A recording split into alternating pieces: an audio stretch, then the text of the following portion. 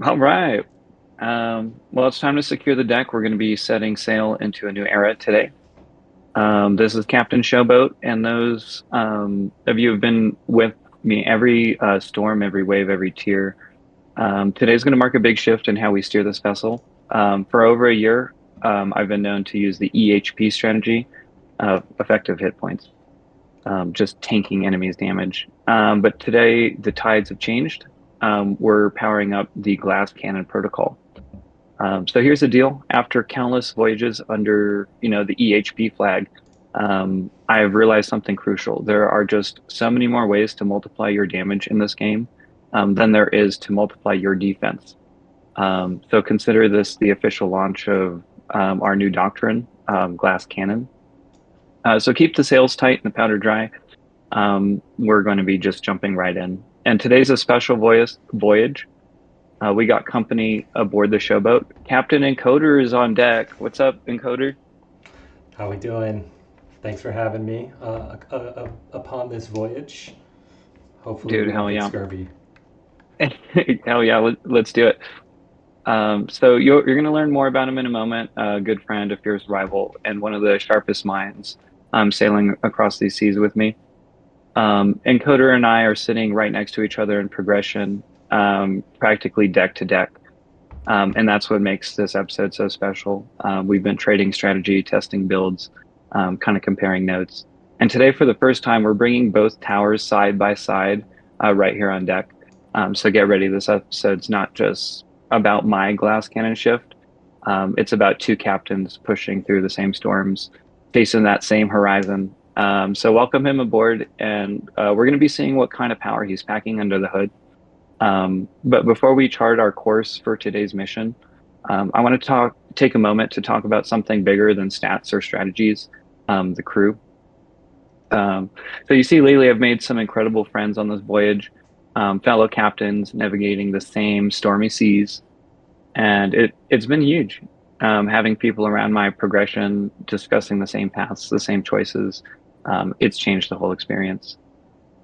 So before we jump in, we're going to do those shout outs. First up, my rival slash friend, Bobo. This man's been steering his ship full into the economy game, stacking those coins like a true merchant captain. And I'll admit it, it looks like it's paying off. So I think, Encoder, we're about the same. We're doing about 300 T an hour. Is that right? Sitting around 250 right now. 250. Okay, so it looks like Bobo's kind of gotten a little lead on him. Last I heard, he's up to like 400 T an hour. So we'll see if we can catch up to him. Um, and then there's Encoder, so we'll learn more about him in this episode. But there's also a huge shout out as well to everyone in the Discord crew, and my guildmates. You legends keep those guild blocks flowing and the morale sky high. You guys are really the heartbeat of this whole operation. And lastly, a word for my personal friend Death. I know you haven't been logging in as much lately, but hey, I still admire you joining the fight. And I'll see you on that next wave, dude. So here's to all of you, my crew, my rival, my friends. We're sailing different ships, but here's to charting that same ocean. Um, so, what do you say we just jump right in this encoder?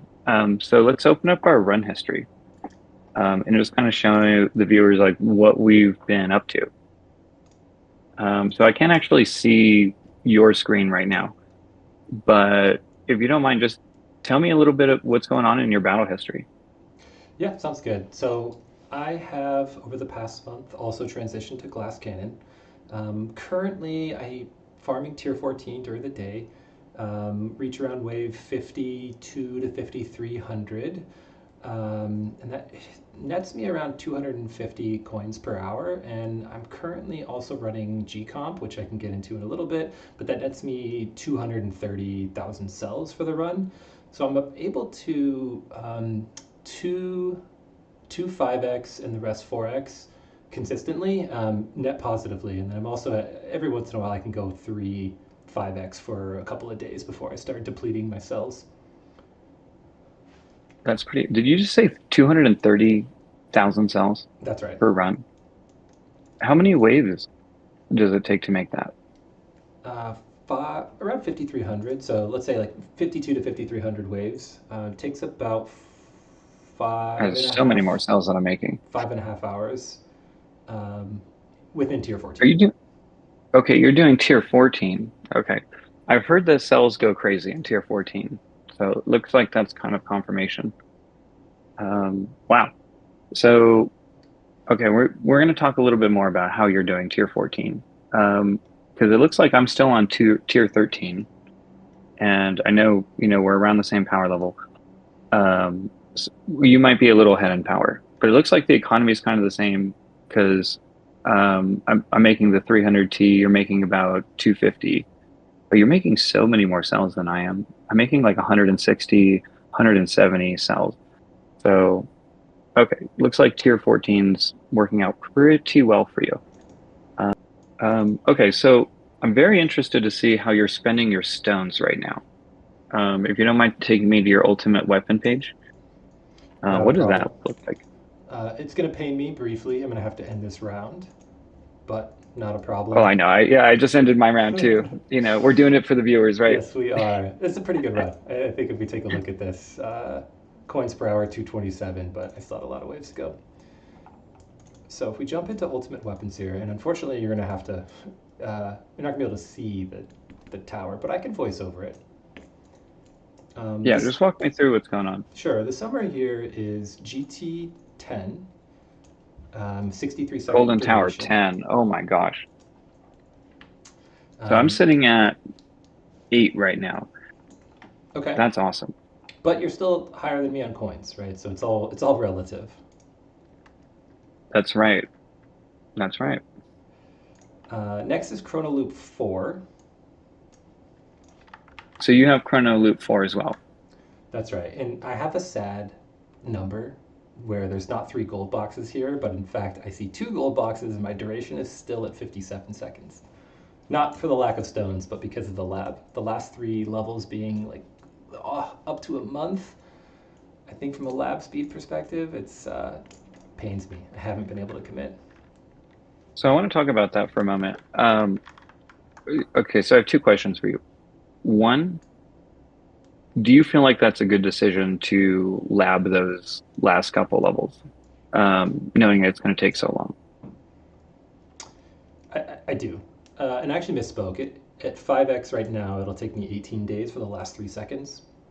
During farming, it's not a problem because of the perk. And during tournaments, um, it's really only there for the ultimate weapon battle condition, but I do have on my dim core a chrono field duration substat.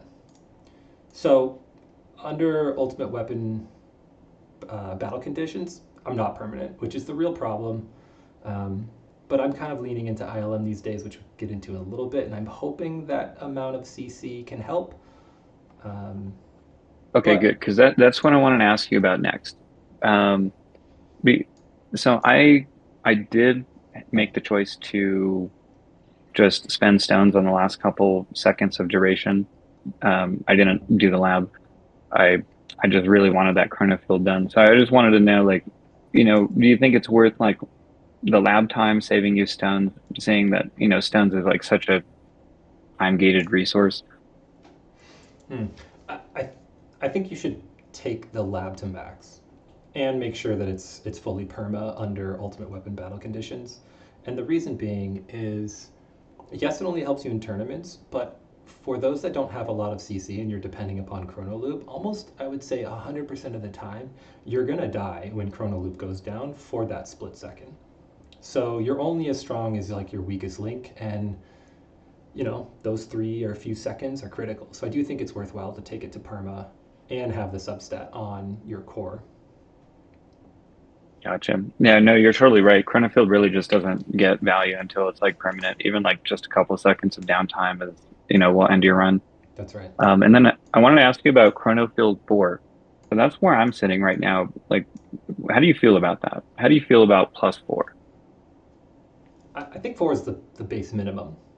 Um, there's so many schools of thought, and I think I got caught up in the cool kid on the block with ILM plus, which we could talk about in a minute. But setting that aside, I think Chronofield is pretty much the only CC you need within the game. Just Chronofield alone, a lot of damage can get you so far, and I think especially with um, orbital A. I forget. Is it augmentation? Yeah, The A mod orbital alignment. alignment. Okay, well, for henceforth being OA. Now with OA that exists, I think OA with the infinite strategies in Chrono Loop, I think it becomes, stock is rising in Chrono Loop, and I think it becomes even more important. Um, Although, the sort of potential counter to this is at the very high tiers and end games, you hear about people turning off Chrono Loop because anything that's slowing down enemies to your tower is actually going to hurt negatively on coins. But that's so end game, you shouldn't really think about that now. I have heard some people turning off Chrono Loop, but have you heard at all about people infinitely farming tier 16? I'm just wondering. I know we haven't discussed this before. Have you heard of that at all? Oh yeah, yeah, it's really cool. I So think I it think you're totally takes right. I think it takes a decent amount of investment to get there, but I think a strong Chrono Loop is pretty much all you need. I think you're totally right. Chrono Loop is probably like where I'm dying to return to spend stones.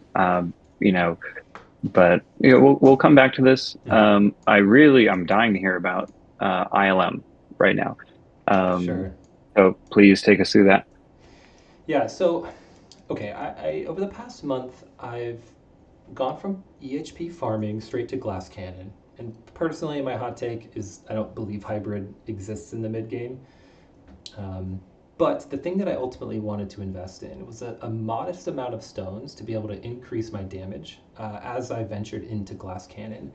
Um, it's funny. Oftentimes people say econ is damage, and coin game ultimately translates to damage. But in this case, going into EHP, I wanted to push farther into tier 13 and tier 14. So I wanted some source of damage that I could actually lean into that's relatively stone efficient. Um, and I saw some guides on Reddit. I thought it was pretty interesting. I kept lurking in the main chord as much as I can, and people that show off their flashy ILM builds were like just inspiring. So um, I dumped last month's stones all into ILM to see will this actually A, solve my goals of adding more damage, pushing me to higher tiers, and could it also help in tournaments? So So how many stones are we talking? let me pull up the exact amount in my sheet. So the unlock is painful. I think the unlock was like 750 stones for this ILM plus. Um, and I took it to ILM plus 4, which is 1600 stones, and then a base damage of 293, which is another 1000 stones. So 2500, 2600 stones of, just getting to the point where I am now. But damage, just in a vacuum, that alone is not going to do much. Really, ILM comes online once you invest in Chrono Jump, which is a lab right now that I currently have at level 4. It's So that lab expensive. is very expensive, It's isn't it? crazy. Yes, the next level is going to be 32Q, which we haven't even gotten into the total stats here. 32? Yeah, What level are you looking at that costs 32 Q? that's going to be level 5. Um, okay, so you're saying most of the damage comes from this lab. I'm sorry, 5 to 6 is going to be 32Q. Got you. So getting level 6 will be 32. Um, and you're saying that like a lot of the damage is coming from this lab. That's right.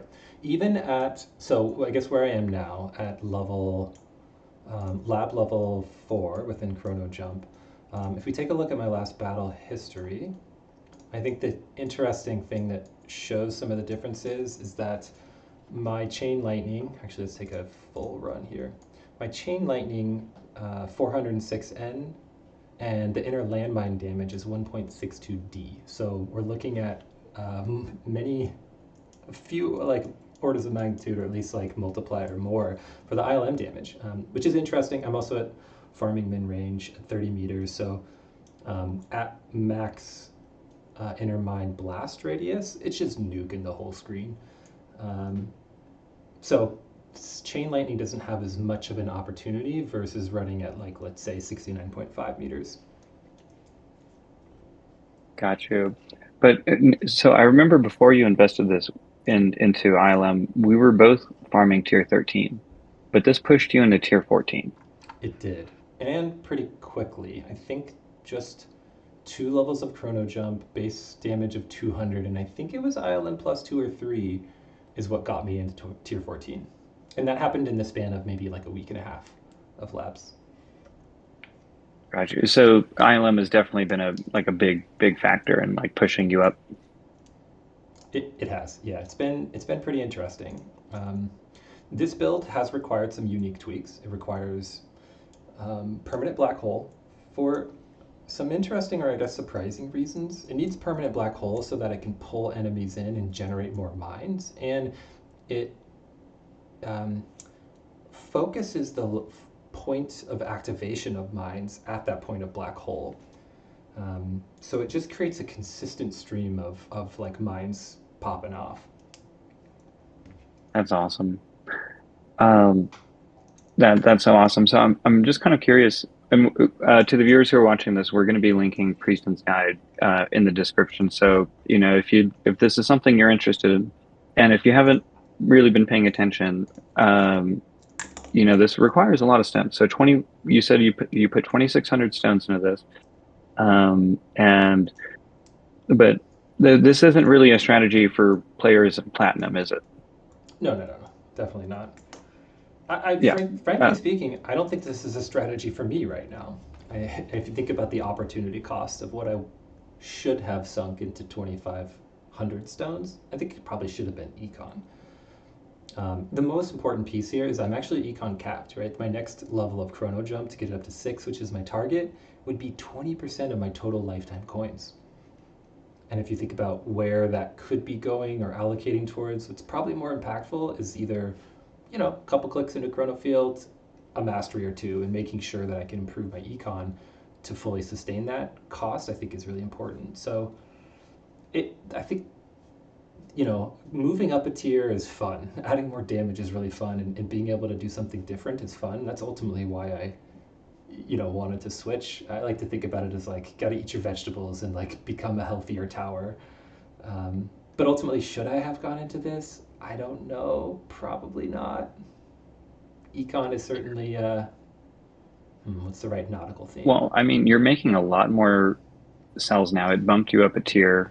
I mean, you're obviously making more coins than you did before. And I did want to touch down on one point because I was really interested in this strategy because so version 27 just introduced fleet enemies, those fun little pentagons. And I'm not fully aware of like what damage sources they're immune to. But I'm like fairly sure that like they're immune to like chain lightning. I've heard that.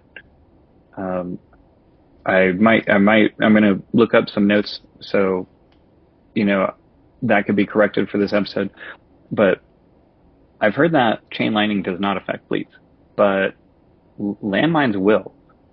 Um, in tier 14, are you seeing fleets right now? I am, and unsurprisingly, I'm also dying to them occasionally. Really? So if we take a look, let me find some. Yeah, so any of my lower, some of my lower tiers. Yeah, if I die around 4,500, I'm typically dying to an overcharge. It At doesn't happen. 45. It doesn't happen all the time, but it's basically either I die around 4,500 due to a fleet like overcharge coming in and kill me, or I think either another fleet comes out and I survive up to around 5,300. So I still need to struggle through the same problems that everybody else does, but I think ILM plus at min range and full max radius does pretty damn well at being able to kill the fleets. That was my concern. I'm not seeing fleets right now, and I'm still farming 13, so I'm not seeing them. But I think that's definitely something to like look, keep in mind is eventually we will have to deal with them. So I think, yeah, I think ILM, it's been very interesting for me to watch you make that progress. And then if I could just jump here real quick. So I do want to update some of you guys on like how some of my ultimate weapons are going. So I think since the last episode, I think I might have just put an extra point into Chrono Loop. Um, I haven't really been changing too much on my ultimate weapon page. I think I've invested a little bit more into Spotlight, so we're just going to check out the Spotlight. Now I've got it up to 60-degree angle, um, and we're working on that bonus, just kind of slow and steadily. It, Spotlight is taking my attention lately due to the super tower mastery. So I just found out recently, I'm opening up my labs now, but just recently I found out that um, the super tower mastery, and this one will increase essentially your damage from your ultimate weapon. And I didn't know that this affects Spotlight. Did you know that? I did. Okay. It's great. Well, it is so awesome. So I've got the card open now. It increases all ultimate weapon damage. And as you increase the super tower bonus from the lab and also like the mastery, increasing, how much um, time super tower mastery spends active. As you level these up, your spotlight just becomes like so strong. So I think the base bonus for me right now is something like 30. And then I think it'll go up to like 45 in a run because there's the perk that increases spotlight's effectiveness. It goes up to like 45. But with the mastery, it goes to like 120 times damage boost. It's just absolutely insane. Just crazy. Um, I know. And so, um, since I've been noticing, hey, this is pretty good, I've been labbing the bonus and the mastery, and it's actually led to some really awesome results. So my rankings have been going up, and I kind of did want to talk about the tournament history and how that's been going for you. Um, so looks like the tournament is open. Are you able to open up your tournament history? Yep, got it open now. Awesome.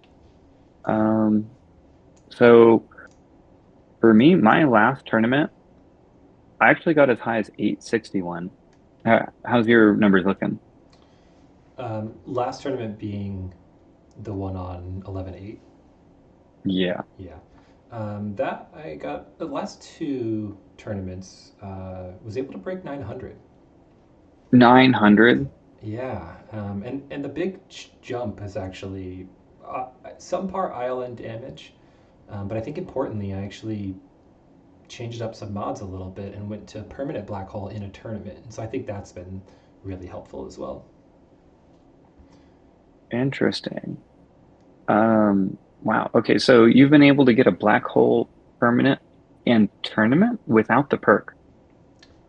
Correct. I actually had to roll some substats, and it was expensive. Wow. And that I assume that works pretty well for you.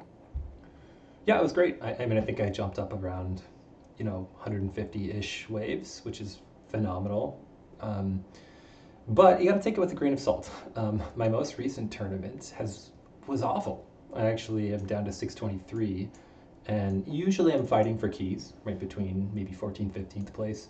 I'm sitting at 21 right now, and that's in large I, part due to really rough battle conditions. I actually haven't run this tournament yet. Um, I'm just kind of coming online myself today. But interesting. So I'm gonna see if I can beat that. Mhm. Um, I think you but will because large part my current tower has pretty low attack speed. Lab level 50 ends up around 38 or so. My damage isn't that high, and I have been depending upon ILM damage over the last two tournaments, and so this time with ranged ultimate, knockback resistance, armored enemies, you really need a lot of just basic like crowd control and a lot of damage, and I couldn't quite cut it today. gotcha. Yeah, I saw there was like a couple ultimate. Let me see if I can pull up the battle conditions. Some of these were like, um, I don't know. The ranged ultimate doesn't seem that bad to me, but the tank's ultimate is really annoying. Yeah, I think it's a Um, combination of armored and ranged. oh, I see that now. Mm-hmm. Okay, we'll see how that goes. So I'm interested in like what are you kind of like working on in your labs right now? How's that going for you? So I guess my last over the last month has been, this transition to Glass Cannon and getting my damage and econ masteries to a point that, really starts becoming, I think, quite impactful. So damage masteries, super tower, demon mode, and damage are all at 4 or 5. And currently, I'm working on wave accelerator mastery, interest mastery. I want to bring that up to max. And at our econ level, we can totally perma these to max, which is great. Um, I am probably going to hold off on chrono jump and then just work on getting masteries to max. My next mastery that I want to buy is enemy balance, just to take that cell level and also econ, just keep it going. And that's pretty much It's it. funny that you say that. It's funny that you say that enemy balance. I've been totally looking to enemy balance, because that's the one that gives more elites, right? Hmm. That's right. Yeah. And then I'm hoping, because I would like to get the cash mastery, which causes elites to have a chance to draw reroll shards. Right. But it seems to me like there's kind of an order. First you get more elites, then maybe you can get cash mastery. Yeah, I think they come as a package. If you have the card slots, I can't fit cash right now, which is unfortunate. So I'm being a little nosy right now. How high is your intro sprint and wave accelerator masteries? They're about to finish lab level 6. Level 6. Okay, it looks like you've got some room for improvement there. Because I know that these are like, so a lot of people will talk about wave accelerator and intro sprint masteries sort of being like the best economy masteries uh, for glass cannon farming in particular, because we're entering these high tiers where we can't really get that far. So intro sprint skipping, up to 1800 waves. I think mine skips like 1440 right now. And then with wave accelerator, actually causing mobs to spawn, more frequently at those lower wave counts. Those are like really important for us. So I was very nosy to see where you're at with those. It looks like you've got a little work to do there, but right now you're focusing on damage. You've got some damage labs going in, and then you'll come back to. Oh, you said you have wave accelerator going on right now? Yeah, those two will go to max over the next 2 weeks or so. But I think my like backing up my broader strategy is going to be continuing to invest in just pretty much econ and damage and whatever the best sources are there. Definitely going to prioritize econ first, ultimately because I want to keep affording chrono jump, but I'm I'm costed out. I'm priced out of this lab here. I think I can Where get to where are you 6. sitting with where are you sitting with lab speed? Do you have that completed? Oh, this is where uh, potentially mistakes were made. I am currently at lab speed 79. Oh, yeah, 79. Is it labbed in? No, it hasn't for like a month and a half. Okay, I'm very interested to hear more about that. Yeah, okay. Well, my thinking was it takes a long time to pay off. And if I could use that lab spot to get me to tier 14 to accelerate my ability to go 5x across my labs, that's probably more impactful in the short term. I mean, it's not a bad idea. I mean, we're at the point, we just opened up our tournament history a little bit ago, and I don't know how keys are going for you. We're not able to see our screens side by side this episode. We'll try to figure out how to do that later. But I'm sometimes earning keys, but most of the time not earning keys. So I kind of see where you're coming from. We're kind of like really close to that point to earning keys. So I can definitely see that, you know, I can see that strategy paying off. Um, but I know this episode's getting kind of long, so let's kind of move on a little bit. So I remember we were talking about something. If you want to just take me to your module page, you were talking about migrating towards MVN less farming. So farming without the Multiverse Nexus module. Can you talk about that at all? Because I've been using this module forever. And like for a lot of players, this is the farming module. Um, so, you know, are you working towards that right now? I would, yeah. So I guess backing up maybe the question around like why would we even consider this is interesting. Um, and one thing that's important in terms of my thinking about this is due to the build, the ILM focus build, I do need to run permanent black hole. And so if I have that as a constraint, currently I need to run gcomp in order to actually get there. My MVM right now is at 58 seconds. Death wave is at 80. And if we bring our death wave down a little bit more, and then remove MVN, but keep gcomp, at death wave 60, you can actually get permanent death wave, permanent black hole, and permanent golden tower. And that's something that I'm actually more interested in. Because I need this permanent black hole requirement, then the BHD and golden bot sync is actually less important. So once you're actually in a situation when you can remove MVN, then it frees up a primary slot in your core slot to either run dimension core. But in my case, I'm more interested in actually putting magnetic hook in as a primary farming. Because you've got the ILM investment, right? Exactly.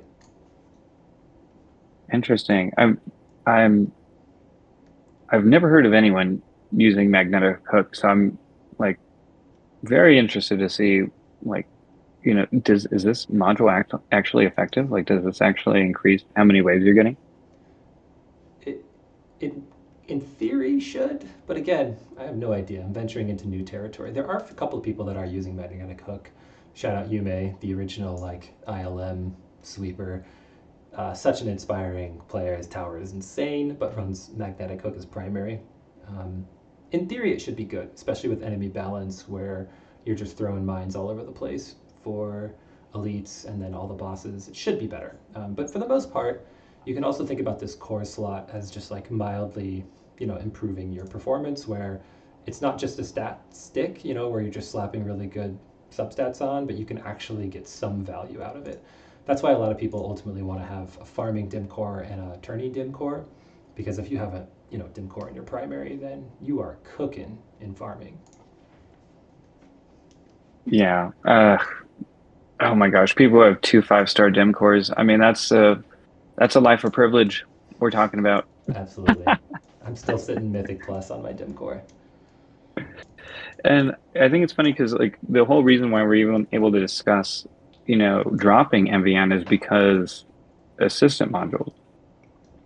That's right. Um, so I think I was telling the viewers, hey guys, this next episode I'm going to have assistant modules. So they're finally here. I'm so excited.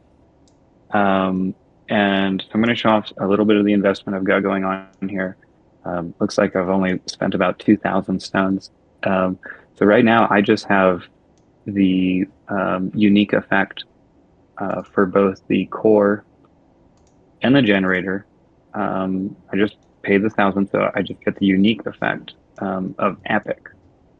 So even though I've got the ancestral quality of the module, I'm only getting the epic effect. So if I open this up, you'll see, yes, it's ancestral, but it will show the epic effect because that's what I've paid for. Um, and I'm very interested to see how your assistant module progression is going because we probably unlocked it around the same time. Mm-hmm. What have you invested in so far Just, for the assist? just the same unlocks, but I've also unlocked the armor. Got you. Yeah, for space displacer, is that right? Well, I primary space displacer and I put ACP in the assist slot. You primary space displacer. More mines, Uh, baby. okay. So, and that pays off more than the unique effect of anti-Q portal It does. being ancestral. Wow, that's so interesting. I would not have expected that because the damage multiplier off anti-Q portal is like quite massive. You're finding that the extra mines makes, wow, that's very interesting. That's Not right. what I expected at all. And that's where Um, my spending stops. But one of the things I'm actually looking towards, and I know you are too, is where and how to actually invest in multiplier and substat efficiencies. Currently, I am sitting at 1% on everything, particularly because of my low module count, or my mod levels right now are really low. Still haven't crossed 161, sadly, but I'm close. On your primaries, they're not 161 yet. Yeah, that's right. So how close are you? 159, I believe. Nice. You'll get there soon. Um, yeah. I wanted to get all my modules to 161 for that extra substat, and then I think I will be taking a straight detour. So after my mods are 161, I'll probably be leveling up those assistant modules as best as I can.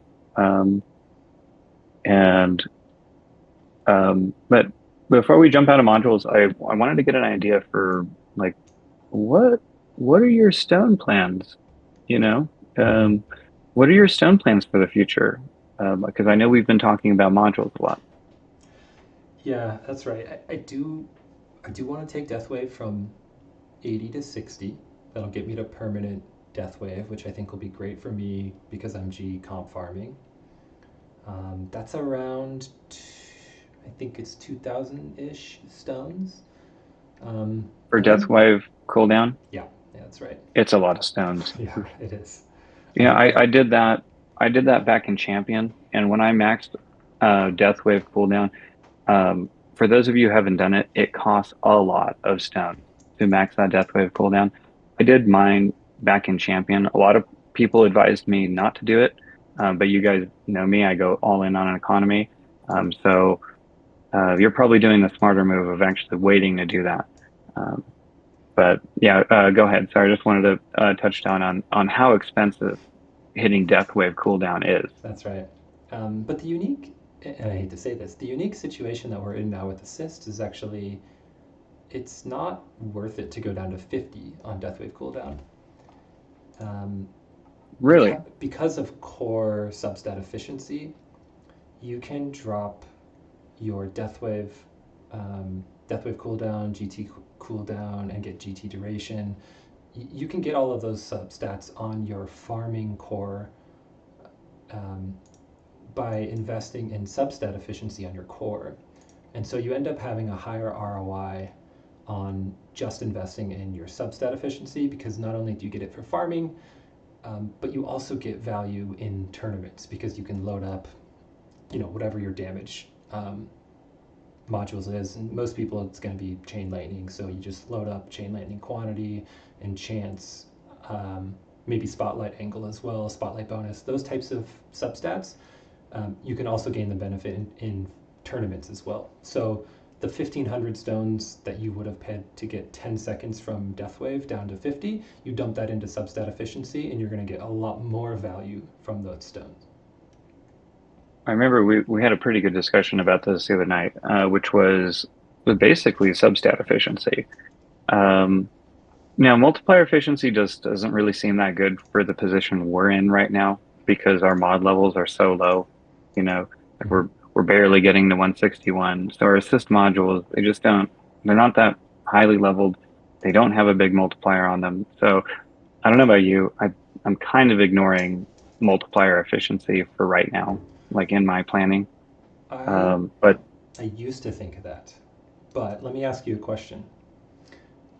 If you could increase your ultimate weapon damage by 50% for eight with 800 stones baseline, and that value improves over time without adding more stones, would you make that investment? no question. Yeah, yeah, absolutely. So that's Uh, that's what at my mod level today, if I put 800 stones, it brings me to what are we looking at?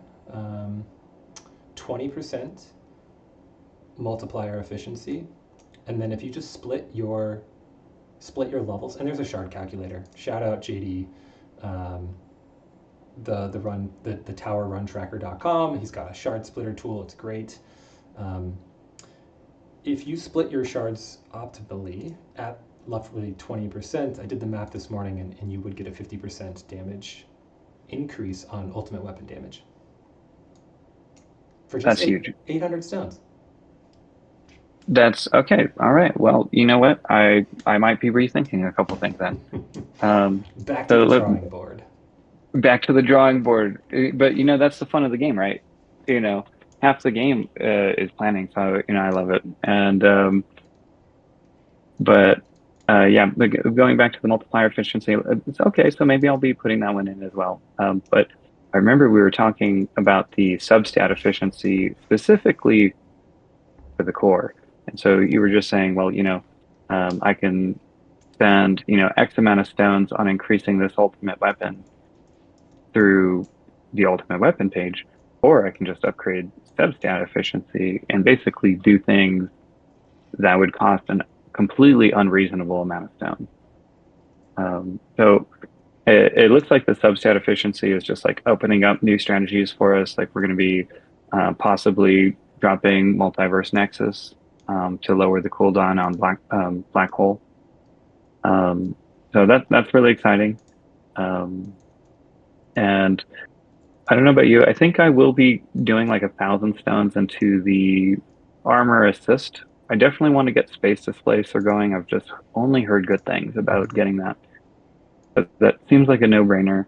Um, and so after that 1,000, I'll probably go pretty deep into the core and the generator. Yeah. I might just ignore the cannon assist mod altogether. I don't know if you've done any work there. Yeah, no work. I think it's going to be really impactful, but it's not a priority for me right now. Yeah, not a priority for me either. Okay, but it looks like we've done a pretty good job catching the viewers up to like what we've been up to. Um, there's one last thing I wanted to talk about, which is the Black Friday sale. Um, I wanted to ask, did you know anything about this? Have you been through a Black Friday sale on the tower before? I haven't, but people keep talking about it. I think it's a cool deal because it's one of those that also has shards, not shards, metals attached to it.